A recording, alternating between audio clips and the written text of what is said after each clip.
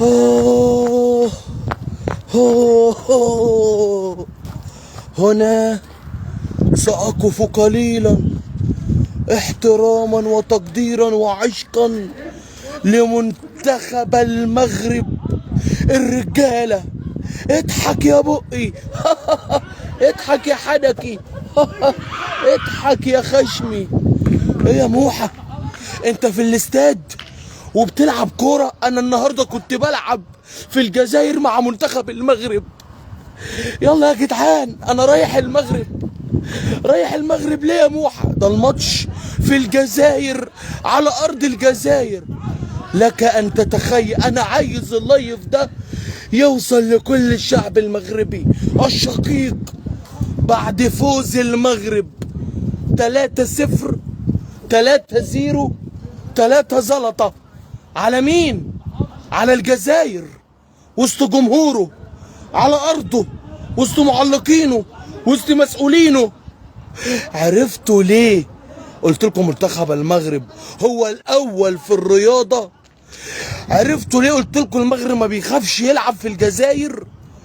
مع احترامي للجميع، انا اهو يا مغرب، يا مغرب بالستارز وبالتيشيرت الكوره. انا النهارده بتقمص شخصيه المغرب والله العظيم زي ما بقول لكم. ايه يا موحة، في ايه؟ نازل ادور على الجزائر. يا جزائر انتوا فين؟ يا جزائر ردوا عليا. قعدتوا تقولوا المغرب خايفة تلعب في الجزائر وانسحبت واعتذرت. اصل المغرب ما رضيوش يلعبوا المرة اللي فاتت شبابهم تحت السن علشان بيتحججوا. لكن يا جماعة الاستاذ فوزي لقشع قال كلمتي اللي هتمشي، وقال احنا مش هنروح غير بالخطوط الجوية. لكن الناس مش فاهمة. النهاردة رجالة المغرب أسود الأطلس بياخدوا حق الشباب، حق كاس العرب السنة اللي فاتت، حق إخواتهم، حق نجومهم وأبطالهم بعد الفوز على الجزائر بإهانة كروية من ربع نهائي. مبروك يا أسود الأطلس، الصعود لنصف نهائي على حساب الجزائر المنظمة المخططة. ايه رأيكم النهاردة في سعة الجماهير؟ اقسم بالله ما بكره الجزائر، ولكن انا بوصل رسالة حب ودعم ورياضة بكل حيادية وكل امانة. النهاردة كل الجمهور كان ضد المغرب في المدرجات. النهاردة شفت التشجيع كله ضد المغرب، لكن المغرب الشباب عملوا ايه؟ اتكلموا وعبروا عن الكوره. الاستاذ حفيظ دراجي وصلوا له اللايف ده واعملوا له لايك بمناخيركم بقى عشان يوصل لحفيظ دراجي. قولوا له السيطره عند 3000 في اللايف.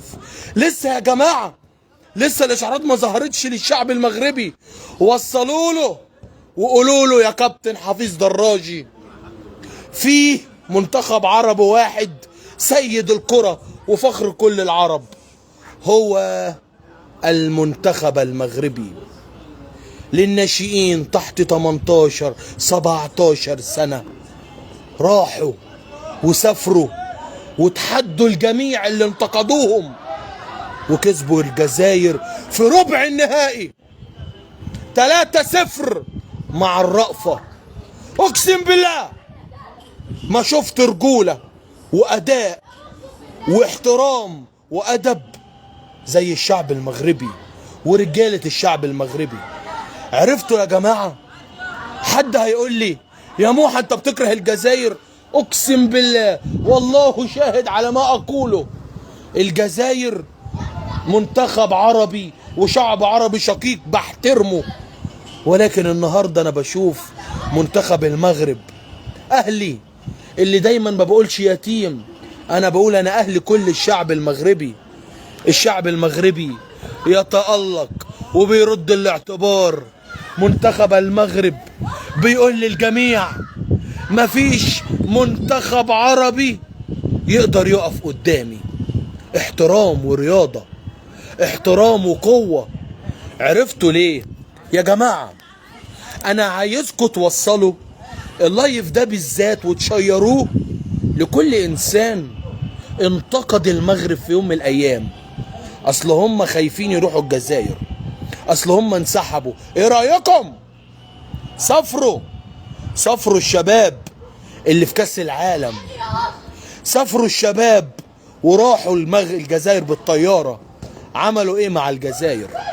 ادوهم 3 هارد لك للجزائر. ومش بكرههم ولكن بحترم المغرب. انا هنا قاعد في بلد مصر وبتكلم عن المغرب. انا هنا قاعد في بلد مصر وماليش اي مصلحة في المغرب. واقسم بالله قريبا موحة، مش هقول المصري، ده شرف ليا طبعا، المغربي اللي بيحب ويعشق تراب المغرب عشان هم ابطال، عشان دايما بطلب دعمهم وبلاقيهم، عشان هم صناع التاريخ، الفريق الاول. انا النهارده انا اسف، اوعى تقول ناشئين، اوعى تقول تحت السن.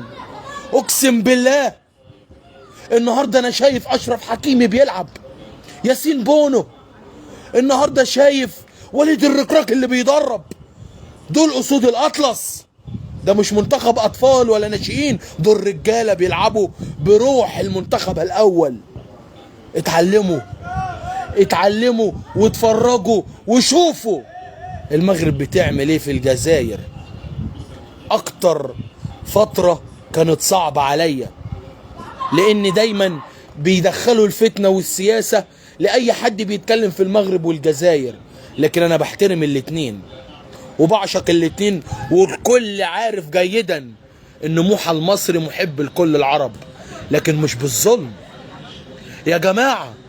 منتخب المغرب مش واخد حقه. انا عايز اوصل رسالة لمسؤولين الجزائر والاستاذ حفيظ دراجي، بالله عليكم وانا بتكلم شيروا بقى اللايف بقى بمناخيركم لكل الناس وللمسؤولين. عايز اقول لهم جه الوقت ان تقدروا وتحترموا وتعشقوا وتتمثلوا وتتغنوا بالمغرب وتقولوا ان هم فخر العرب الحقيقيون ومفيش فخر تاني لينا غيرهم. ايه يا عم موحى كل ده عشان المغرب كسبت ووصلت لنصف النهائي؟ لا، انت حضرت القصة من النهاية. افتكر اللي حصل. وصلوا نصف نهائي كاس العالم، كسبوا الارجنتين، كسبوا انجلترا، وكسبوا البرتغال، وكسبوا وصعدوا اول المجموعة، ولعبوا فرنسا ولعبوا كرواتيا. قال لك عادي. لكن النهارده تحت السن بيوصل رسالة وبيقول اسود الاطلس عندهم بنية رياضية، عندهم الوطن، عندهم الله، الوطن الملك. عشان كده موحى لما قال ولما تنبأ ولما قال ان هم رقم 1 ربنا كرمني. ومش كده وبس، انا لما قلت اهل الشعب المغربي ونعم الاهل، والكل دلوقتي بيتغنى وبيتباهى بالشعب المغربي. يا ريت بقى الاستاذ حفيظ دراجي يطلع، يا ريت استاذ حفيظ دراجي يطلع يقول اوه المغرب، اوه اسود الاطلس، اوه اضحك يا بقي. اسود الاطلس ما بيخافوش، بيلعبوا على ارضهم بره ارضهم في كل حته موجودين. اقسم بالله بعشق المغرب وترابها، وان شاء الله يا شعب المغرب قريبا هكون في المغرب من غير مصالح، عشان بحبكم، عشان بحترمكم، عشان بقدركم. قبل اي حاجه وقبل ما اختم اللايف عايز اقول للشعب المغربي اللي بيراهن عليكم ما بيخسرش. عايزين الفيديو ده في اول ساعة يوصل 50,000 لايك، وكل المغاربة تشهد على اللايف ده وتسجله عندها وتحطه في الارشيف، تقول لهم موحى المصري من قلب مصر بيتغنى من المغرب اللي راهن عليها اوعوا تفتكروا ان انا نايم. اصحوا يا صحف، اصحوا يا يوتيوبرات، اصحوا يا جرائد، اصحوا وتغنوا بالمغرب اللي ما بتخافش والنهارده بتفوز خارج الديار على منتخب قوي اسمه الجزائر على ارض وسط جمهوره. والله العظيم انا فخور بهذا المنتخب وهذا الشعب اللي فعلا فخر لينا، ونعم الاهل ونعم الفخر. قبل ما انهي الفيديو عايز اقول منتخب المغرب للناشئين تحت السن يفوز على الجزائر وسط ارضه على قد جمهوره في طياراته في مسؤولينه 3-0 3-0 3 زلطه.